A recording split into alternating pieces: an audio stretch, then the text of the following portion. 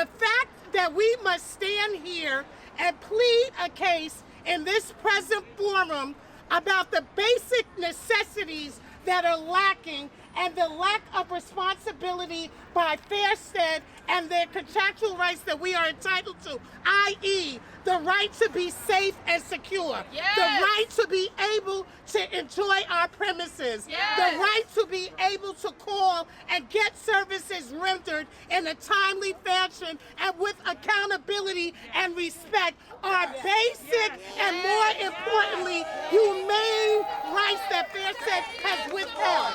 Save the Savoy! Save the Savoy! Save the Savoy! A shooter came in through an open gate and began to fire upon the group over here. NYPD came out, and then a shootout proceeded across this lawn. And then the shooter went into an open door here in apartment 60. The shootout continued in the hallways and through an open window. Over 50 rounds were exchanged over the lawn where we walk our dogs, over this parking lot, and over the playground where our children play. Also, a stray bullet went up into the corner of my bedroom window and went through the window. I can show you here as well, where my roommate and I and our two dogs were huddled in our hallway to seek refuge. And if we had not moved sooner, today might have been a different story. NYPD came the next morning, and then that day they retrieved a .45 caliber Magnum bullet from my bedroom. And yeah, that's just kind of one of the stories that has become normal here at Savoy. So we're so happy that you're here to help us take care of this lovely property that we care about. All right. I'm sorry Keep it that moving. happened to you. Yeah, absolutely, thank you. Folks have not lived up yet to their responsibility for tenants and residents of this community.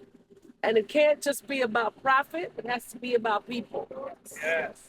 And that is what I'm witnessing here today. It's actually very heartbreaking, and it's even offensive to take the time to rename this property for the great establishment that once stood here, and then to treat it the way it is, where I don't think I've ever seen this in this condition in my whole life.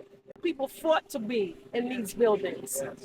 You've arrived when you got to be at the Delano. It was a beautiful beacon of light, a great place to live. It represented civility, it represented security, it represented achievement, even accomplishment. And that's not what I witnessed here today. I came here thinking about the history and previous owners, and I was like, when did this happen? It happened when people became disconnected from community. There was community and there was care and pride on both sides of the line. The landlord was proud, the owners were proud, not that we didn't have some little differences, but they were proud of this property and they cared about the community and they felt like they were accountable to the community. Disconnection makes people think they're not accountable, that there is no accountability. And what you're doing here today is a step towards restoring that accountability. People do things when they think they're going to be held accountable. Unfortunately, that's what motivates some people. Many of you have said it over and over again. This wasn't like this before you came. This wasn't clean. They didn't do this until they knew you were coming. Okay? That's accountability. But they have to be accountable to you. And that this is your success. You may think it's because I'm coming, but this is you because of what you did and for calling attention to what's going on here. I will be talking to your management after this for sure, and to see how the level of work that I've seen happening here. This is not an overnight process, and it didn't happen overnight. I'm a little surprised to see some of the conditions. But there should be communication. There should be accessibility. They should be responsive to you. Yes. If it's not going to be done today, when? Okay, we didn't make it, but now it's going to be then. They should be respectful. Y'all should know what's going on. You should be secure. You should be safe. Some other things that are happening is a matter of security. And when I say security, houselessness, homelessness is not a crime. it's a sad condition that we're living in. But there should be locks, proper locks, and there should be proper people to make sure that that's not coming in on where you live. So I don't want to demonize people that don't have a home or don't have a place to live. I want to thank all of you today for this. This is very good. I'm very happy that you're out here. I know you're just a small representation of the people that live here, but you're going to make a big difference for all of them and their quality of life.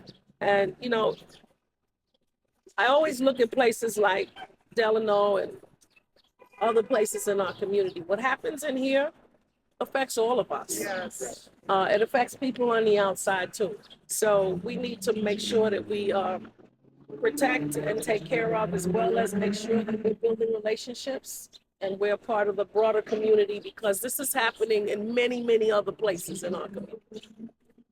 And it is a part of, those who are new may not know, but it is a part of, yes, they want you out. Okay? Don't make a mistake. I'm not going to even play with those words.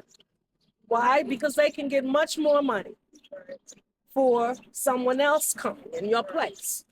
And don't think they're not thinking that about the newcomers either. You know, we had to fight for good cause eviction because it's just rampant, where people who have moved in, new into neighborhoods, and they're in unregulated apartments. Landlords are just going up 50%, as much as they can get. So this has become a real profit-making industry.